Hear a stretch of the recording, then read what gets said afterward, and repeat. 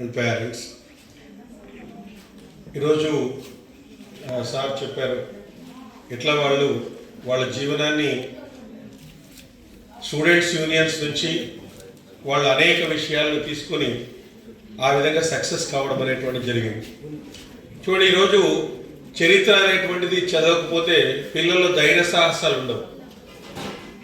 భగత్ సింగ్ను మనం ఎందుకు చదవాలంటే ధైర్యం కోసం చదవాలి.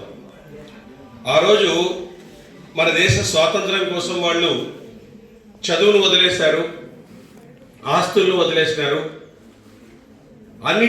అధికారాన్ని అన్నిటినీ వదిలేసి ఆ రోజు మన దేశానికి స్వాతంత్రం కావాలి అని చెప్పేసి ఆ రోజు పోరాటం చేశారు. మరి స్వాతంత్రం లేకుండా పోతే మనం ఈ విధంగా ఉండేవాళ్ళం కాదు. ఈరోజు మనం గాలి పీల్చుకునే వాళ్ళం కాదు. ఒక దేశానికి స్వాతంత్రం హృదయం లాంటిది అనమాట. అలాంటి స్వాతంత్రాన్ని మనకు తెచ్చిపెట్టారు. అలాంటి వ్యక్తుల గురించి మనము రియల్ హీరోస్ అంటారు. వీళ్ళు రియల్ హీరోస్ కాదు, రియల్ హీరోస్ ఉన్నారు. ఈరోజు పిల్లలంతా రియల్ హీరోస్ వెంట పడిపోయినారు. రియల్ హీరోస్ వెంట పరాడు ఎప్పుడు కూడా రియల్ హీరోస్ ఉన్నారు. చిరంజీవి, ప్రభాస్, వీళ్ళంతా కూడా, ఎన్టీఆర్, వీళ్ళంతా రీల్లోనే, రియల్గా కాదు. రియల్ హీరోస్ వీళ్ళే. వీళ్ళని మనము ఆదర్శంగా తీసుకోవాలి. ఒకసారి భగత్ సింగ్ నీ ఉరి తీస్తూ ఉంటే నవ్వుకుంటూ పోతున్నాడంట. భగత్ సింగ్ పోతూ ఉంటే అక్కడ జైలర్ ఒక ఆయన, ఉరి తీసేటువంటి ఆయన అడిగాడంట, ఏమయ్యా నీకు ఉరి తీస్తా ఉన్నప్పటికీ కూడా ఎందుకు నవ్వుతూ పోతున్నావు అంటే, ఒక భారతీయుడు తన స్వాతంత్రం కోసము ఉరి వేసుకోవడానికి కూడా సిద్ధమైనాడు అని చూసేటువంటి భాగ్యము నీకు కలిగింది.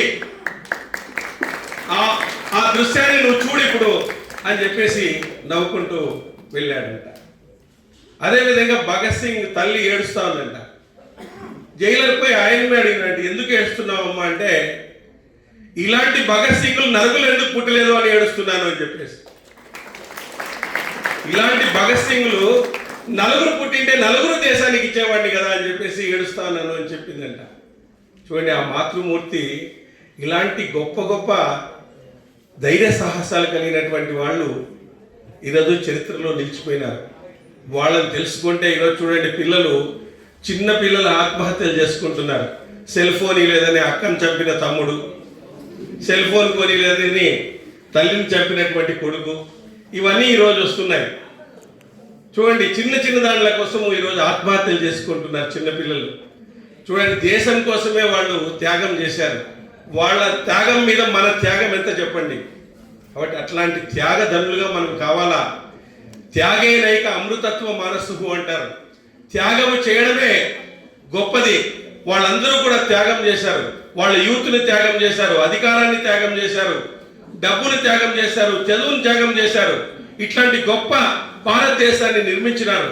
అట్లాంటి భారతదేశానికి వారసులైనటువంటి మనము మరింత మంచి భారతదేశాన్ని మనమందరూ నిర్మించాలంటే స్టూడెంట్స్ ఉండాలా.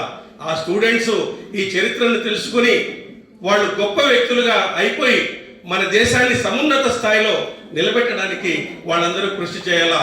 అలాంటి బాటలో ఈ ఏఐఎస్ఎఫ్ వాళ్ళు ఫస్ట్ టైం, నేను 12 సంవత్సరాల నుంచి చూస్తున్నాను, ఏ ఆర్గనైజేషన్ కూడా ఇలాగా కండక్ట్ చేయడము, అల్లూరి సీతారామరాజు, భగత్ సింగ్ ఇలాంటి వాళ్ళ గురించి కండక్ట్ చేసి పిల్లల్లో ఇట్లాంటి సృజనాత్మకంగా వాళ్ళు రేపొద్దున ఐఏఎస్ ఐపీఎస్లో వ్యాసాలు రాయాలా.